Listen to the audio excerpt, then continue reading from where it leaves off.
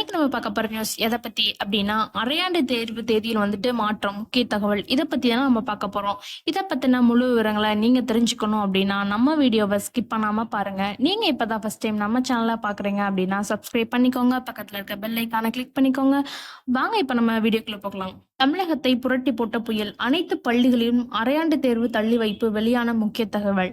பெஞ்சால் புயல் காரணமாக தமிழகம் மற்றும் புதுச்சேரி மக்கள் மிகவும் பாதிப்படைந்தனர். தமிழகத்தில் பல்வேறு இடங்களில் கனமழை கொட்டி தீர்த்தது. விழுப்புரம், கடலூர், திருவண்ணாமலை உள்ளிட்ட 7 மாவட்டங்கள் புயலால் அதிகம் பாதிக்கப்பட்டது. அந்தந்த மாவட்டங்களில் மீட்பு பணிகள் தீவிரமாக நடைபெற்றுக் கொண்டிருக்கிறது.